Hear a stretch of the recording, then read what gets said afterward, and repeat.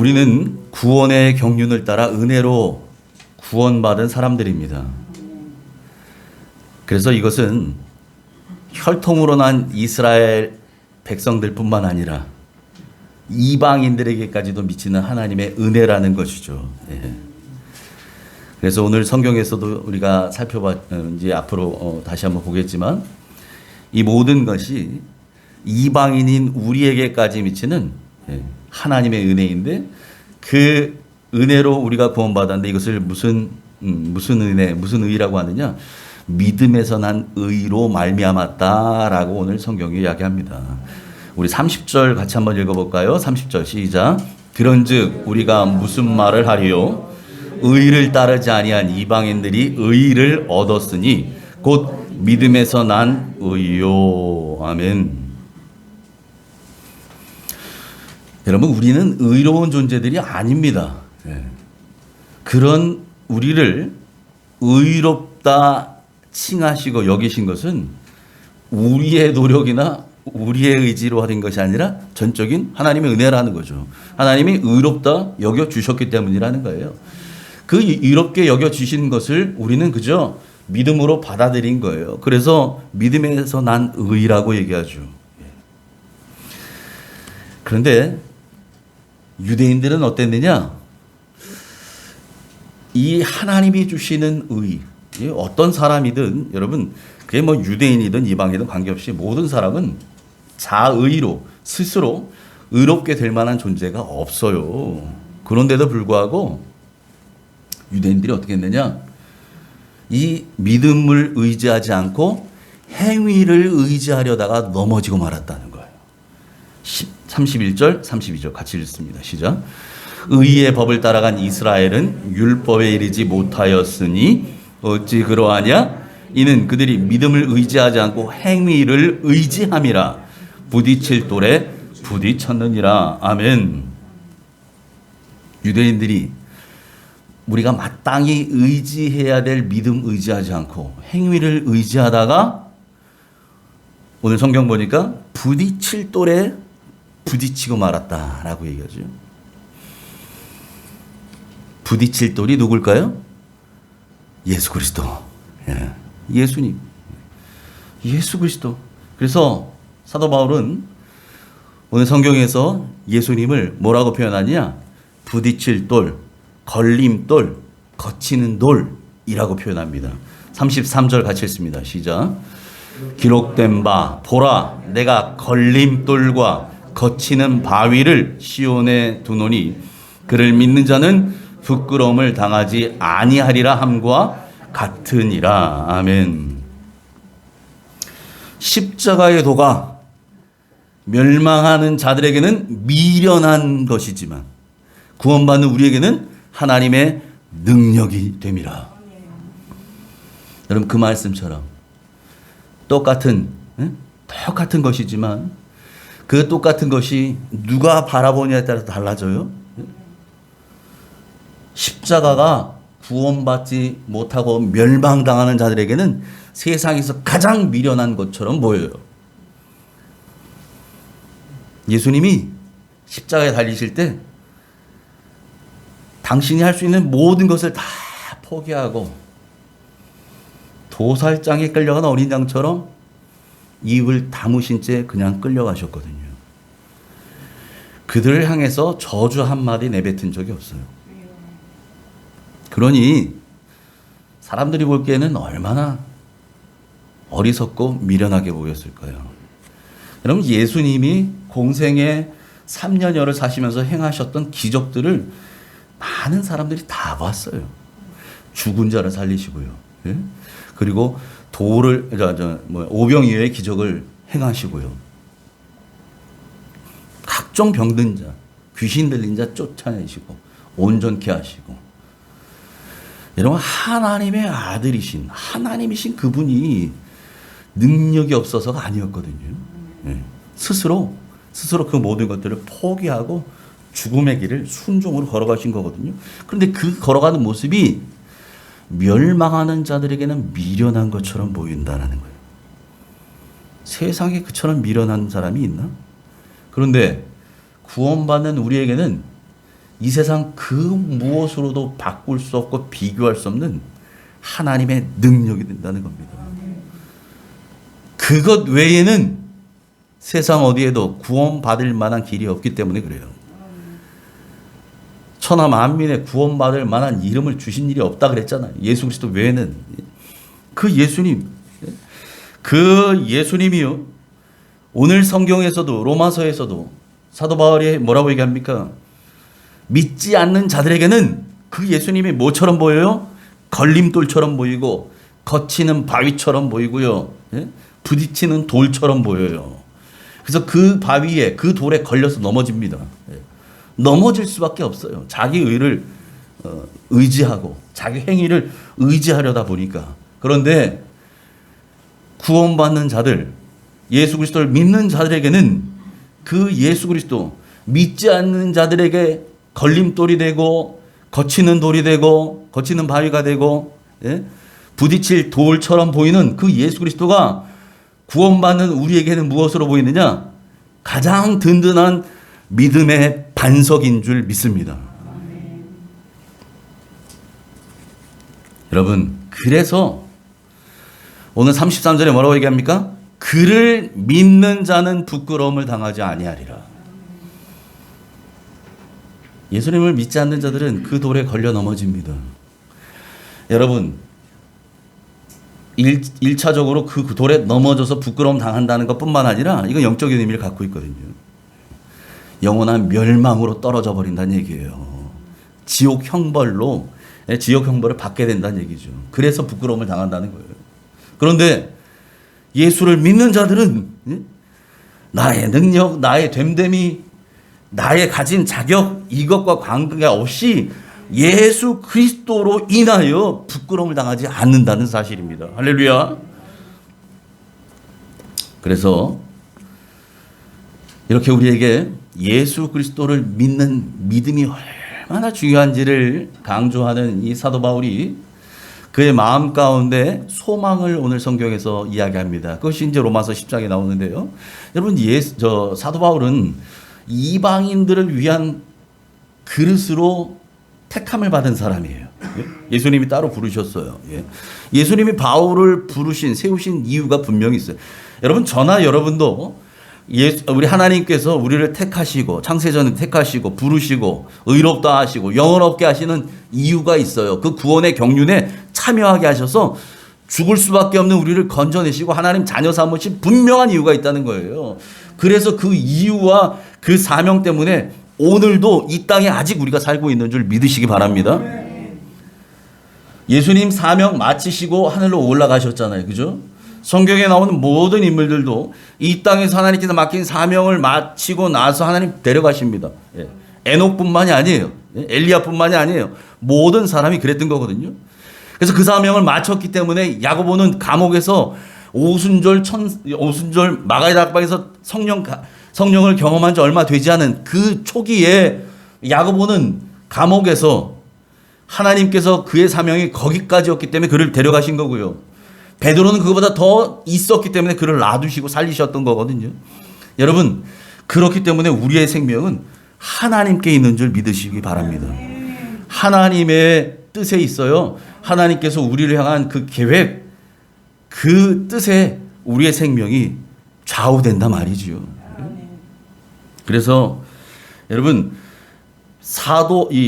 사울을 바울로 만드신 다메섹에서 사울을 부르셔서 사도 바울 되게 하셨던 하나님의 뜻은 그를 통해서 이제 이방의 빛으로, 이방을 구원하는 그릇으로 그를 사용하시겠다라고 말씀하신 거죠.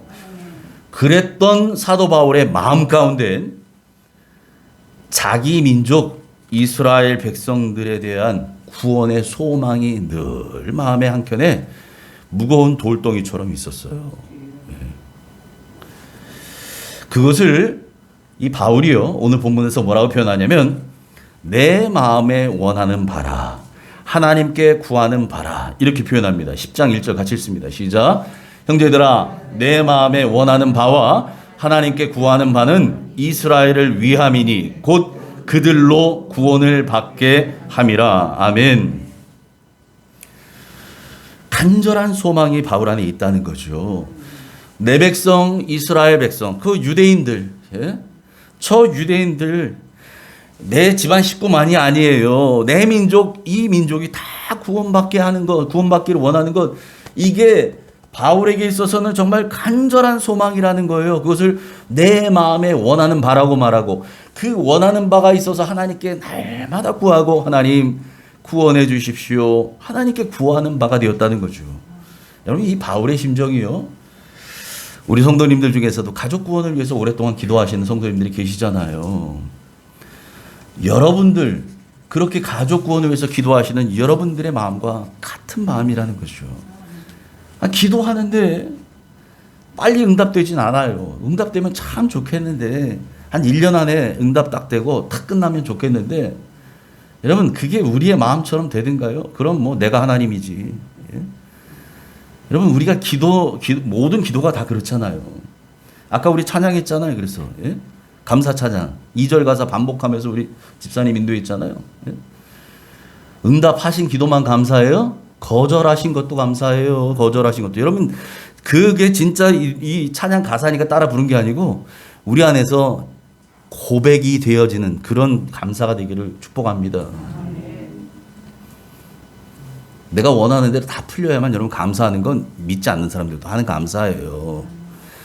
근데 내가 원하는 대로 되지 않고 길이 막혔을 때도 감사하는 거, 여러분 그게 진짜 수준 있는 감사지요. 여러분 그렇게 해서 여러분 내 가족 구원을 위해서 기도하는데 빨리 응답이 안 돼요? 그러면 한 5년 했으니, 아니 10년 했으니 이제는 포기할 만도 하다. 그리고 포기하겠습니까? 그러면 안 되잖아요. 포기할 수 없는 기도 제목, 이게 가족 구원 아니겠어요? 여러분 사도 바울의 마음도 똑같아요. 응답 받을 때까지 포기하지 말고 소망을 갖고 여러분의 가족 구원을 위해서 기도하시기 바랍니다. 아멘. 자, 그렇다고 말이죠, 여러분. 유대인들이 하나님을 안 믿는 사람들이냐? 아니에요. 믿어요. 예? 하나님께서 선택한 백성입니다. 이들은 태어나서부터 남자는 아이가 8일 됐을 때 할례를 받고요, 하나님의 사람으로 구별되었다라고 표시를 갖고요. 그리고 아이가 어렸을 때 말을 배울 때부터 토라를 가르치고 토라를 암송합니다. 성경을 외운단 말이에요, 여러분. 성경을 통해서 가나다라를 배운다고요. 여러분 그 정도의 말씀으로 양육되어 있는 그런 민족이 이스라엘 민족, 유대인들이라는 거예요. 그들이 하나님을 안 믿어요? 아니라고요. 믿습니다. 믿어요. 오히려 그들은요, 열심을 가지고 믿는 사람들이에요. 열심을 가지고. 아주 특심하죠. 그런데도 그런 유대인들이 구원에 이르지 못하는 이유가 있다는 거예요. 뭐 때문이냐? 오늘 성경 보니까 그들이 올바른 지식이 없었기 때문이다 라고 얘기해요. 올바른 지식. 무엇에 대한 올바른 지식이에요?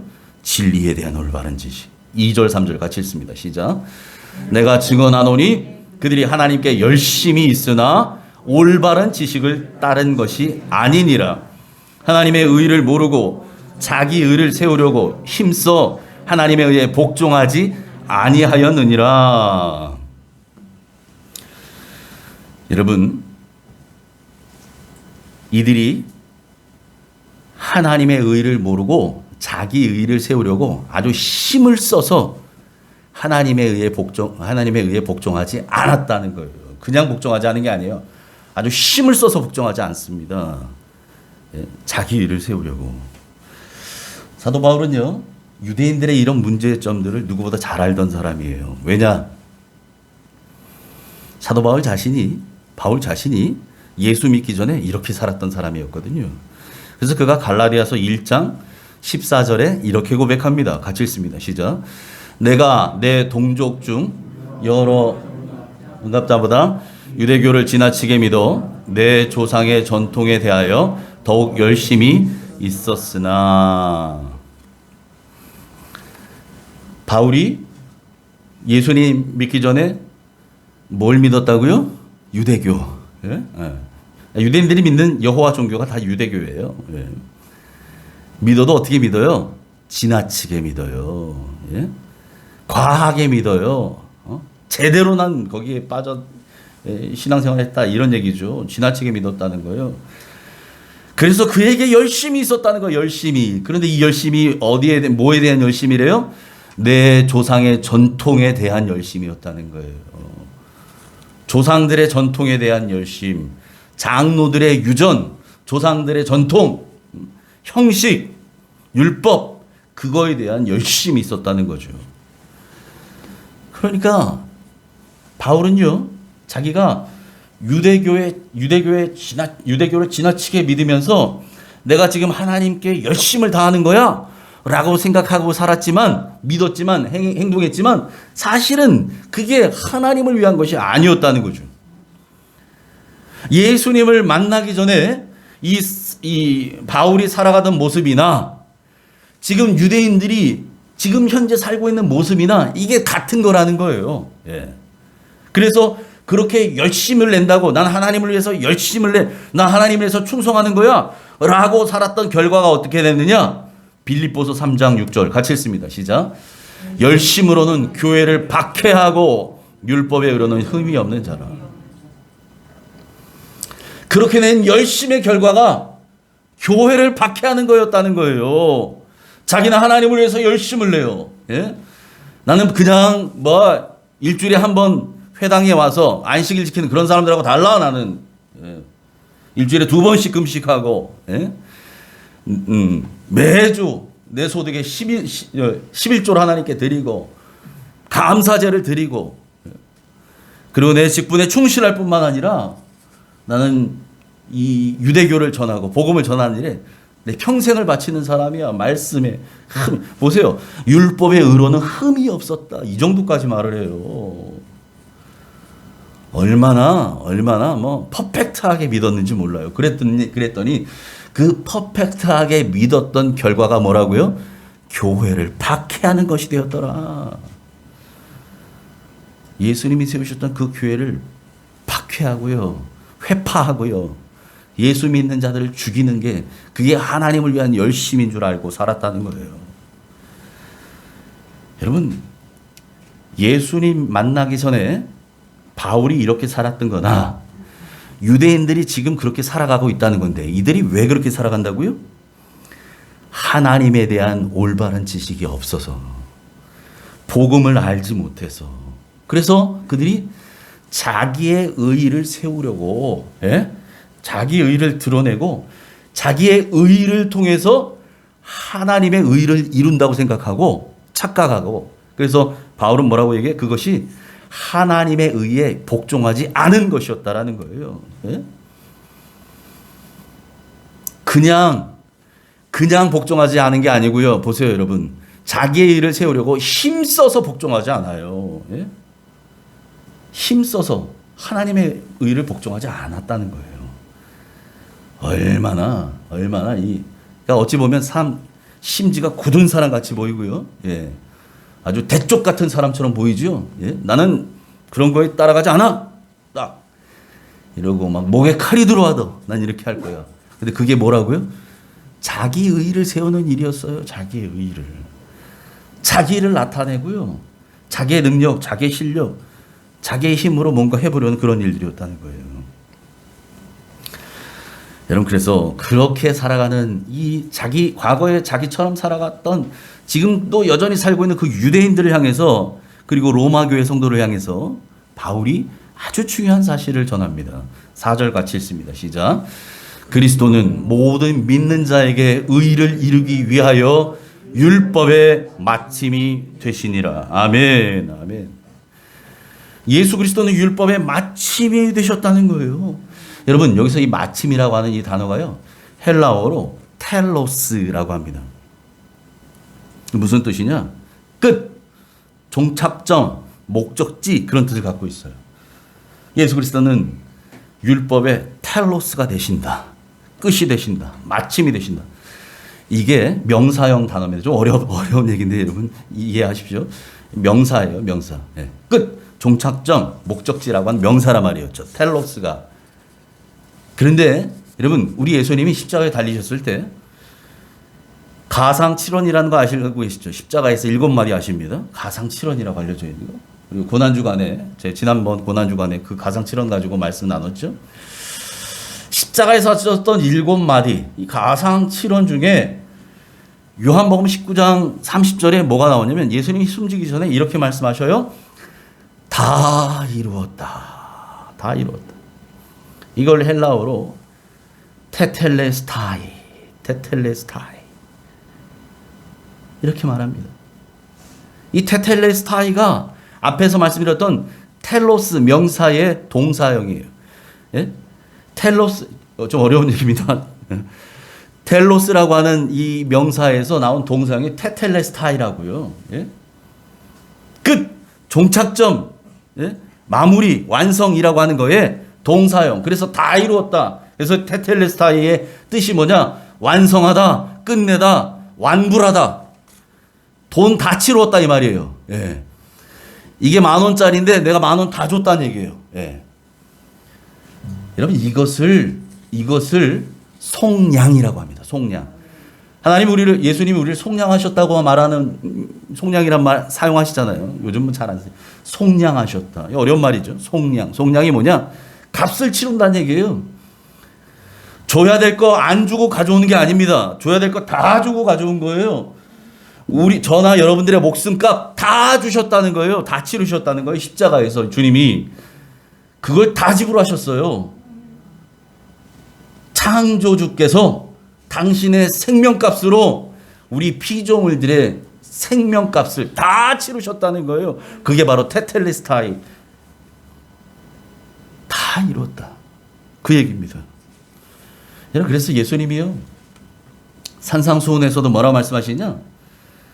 내가 율법을 폐하러 온 줄로 아느냐? 아니라는 거예요.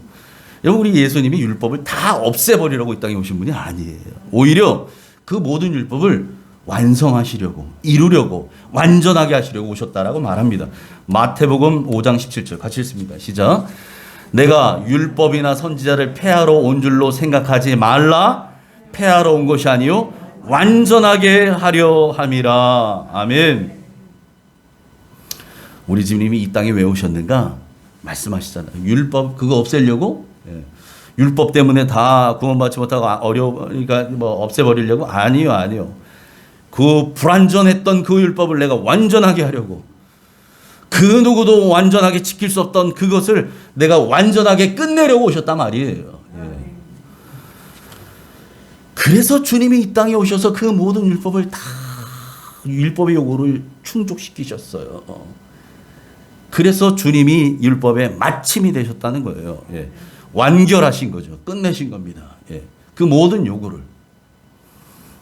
그래서 주님이 그 율법을 다 이루셨기 때문에 그 주님의 공로, 그 율법을 다 이루신 완성하신 주님의 공로로 구원받은 우리는 더 이상 내 의지로 그 율법을 통해서 의를 이루려고 할 필요가 없다라는 사실입니다. 할렐루야. 주님이 다 끝내셨거든요. 여러분 가족 식사하러 갔는데 아버지가 이 식당에서 미리 돈 다 계산했거든요. 근데 밥 먹으면서 막 아들이 막 불안해. 왜? 오늘 가족 외식한다고 했는데 오늘 내가 내야 되는 거 아닌가? 안 되면 내 밥값이라도 내가 내야 되는 거 아닌가? 그날따라 또 비싼 데 갔네. 이러면 막 아들 마음 가운데. 근데 알고 봤더니 이미 다 값 치른 거예요. 그거 돈 걱정할 필요 있어요? 없지요. 아버지가 다 내셨는데 그냥 마음껏 먹으면 되는 거잖아요. 여러분 율법의 마침이 되셨다는 것이 그거예요. 주님이 다 이루셨어요. 우리 그 공로를 구원받았죠. 그래서 우리가 그럴 필요 없다는 거예요. 그래서 바울이 이렇게 얘기합니다. 6절 7절 같이 읽습니다. 시작. 믿음으로 말미암는 의인은 이같이 말하되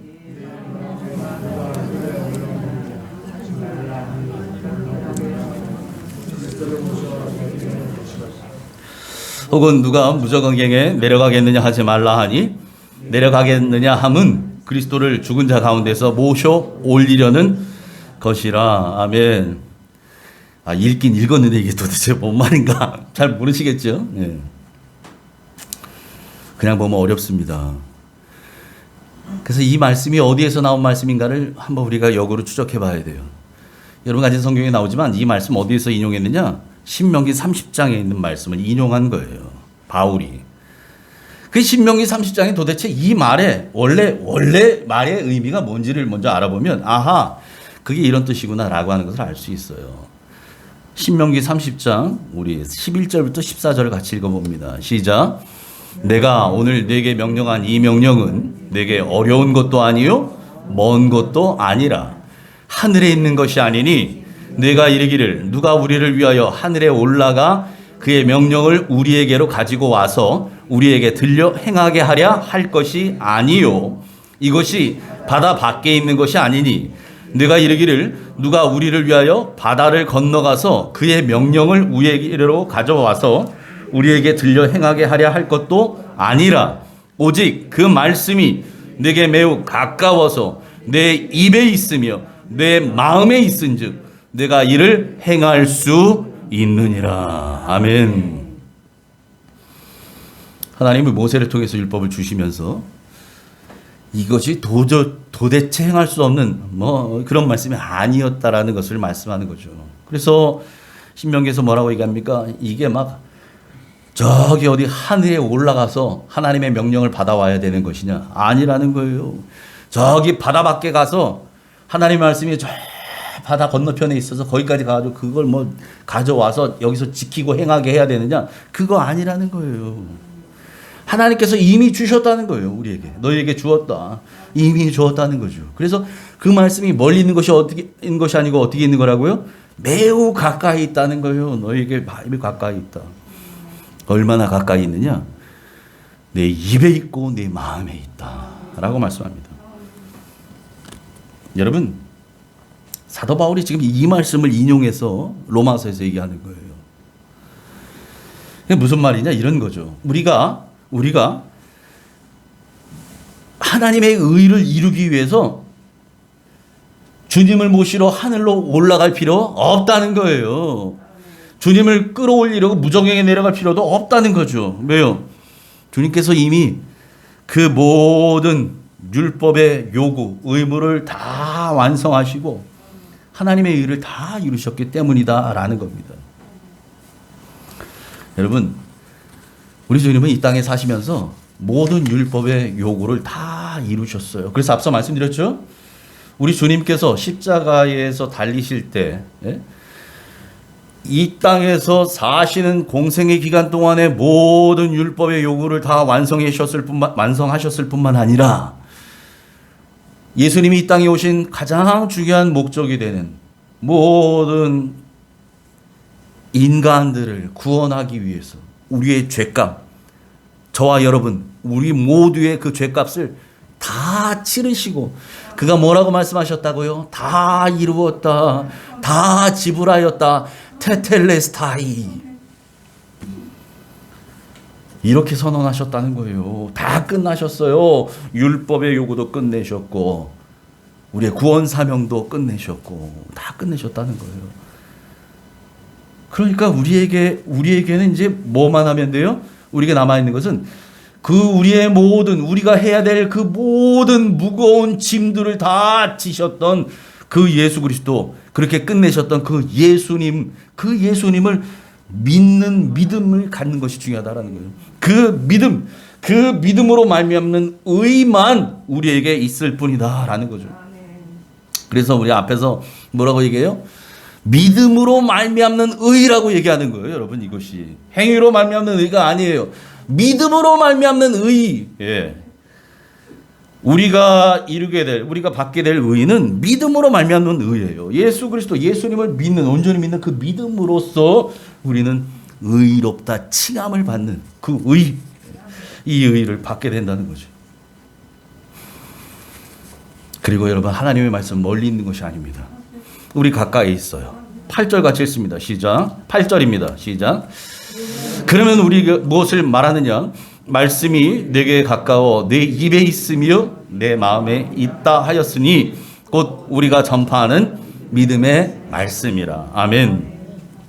이 말씀도 아까 우리가 봤던 신명기 30장 14절에 있는 말씀이죠. 그 말씀 인용한 거예요. 말씀이 내게 가까이 있다. 네? 어디 있다고요? 내 입에 있고 내 마음에 있다는 거예요. 우리의 입에 있고 우리의 마음에 있는 이 말씀이 바로 사도 바울이 평생 동안 전하려고 했었던 그 믿음의 말씀이라는 거죠. 이 말씀이 곧 예수 그리스도이십니다. 할렐루야. 이 말씀이 곧 예수 그리스도셔요. 이 믿음의 말씀이 요한복음 1장 14절 같이 읽습니다. 시작. 말씀이 육신이 되어 우리 가운데 거하심에 우리가 그의 영광을 보니 한 아버지의 독생자의 영광이요 은혜와 진리가 충만하더라. 아멘. 말씀이 육신이 되어 우리 가운데 오셨습니다. 그 오신 날이 바로 성탄절 크리스마스였던 거예요. 지금도 주님은 성령으로 우리 마음에 계실 뿐만 아니라 우리 가운데 거하십니다. 특별히 여러분, 우리 가운데라고 얘기하잖아요. 우리 가운데. 여러분, 우리 가운데라고 하는 저 표현이요, 영어 성경에는 뭐라 되어 있냐면 among us. among us. 이게 무슨 말이냐? 우리 사이에, 우리 모임 중에 여기에 주님이 거하신다는 거예요. 주님 뭐라고 말씀하셔요? 두세 사람이 내 이름으로 모인 곳에 내가 그곳에 함께 하겠다고 하셨잖아요. among us. 우리 모임 가운데란 얘기예요. 주님은 그래서 우리 한 사람 한 사람 마음 안에도 계시지만 특별히 그 주님의 이름으로 모인 이 모임 가운데 거하십니다. 그리고 그곳에 당신을 나타내셔서 하나님의 임재를 나타내시고 함께 하셔서 영광을 받으시기를 기뻐하셔요. 그래서 여러분, 우리가 혼자서도 얼마든지 기도할 수 있고 예배할 수 있어요. 그렇지만 그럼에도 불구하고 시간을 정해서, 약속을 정해서, 공예배를 정해서 함께 모여서 예배하는 이유가 그거예요. 왜? 우리의 모임 가운데 하나님이 함께 하시고 우리 주님이 함께 하시기 때문에 그렇습니다. 아멘. 우리 주님은 율법을 온전히 이루셨어요. 그래서 율법의 마침이 되십니다. 그래서 우리는 이제 그 주님의 공로로 의롭다 하심을 얻게 된 거고요. 천국 백성이 된 것입니다. 우리를 의롭다 하시고 천국 백성 삼아주셨던 주님은 저와 여러분, 우리 각자의 마음에 계실 뿐만 아니라 우리 모임 가운데 거하십니다. 그 주님과 늘 기도로 소통하시고 말씀을 통해서 주님의 음성을 듣는 여러분 되시기를 축복합니다. 아멘. 올해도 이제 닷새 정도밖에 남지 않았어요. 그렇죠? 오늘 26일이잖아요. 돌아보면 코로나의 위험이 끊이지 않죠. 변이 바이러스로 인해서 더 가중되고 있죠. 또 각종 재난과 사건 사고가 끊이지 않았던 올 한 해였는데 그럼에도 불구하고 지금 이 시간까지 우리가 살아올 수 있었던 것은 하나님의 은혜였다는 것을 고백할 수밖에 없음을 믿습니다.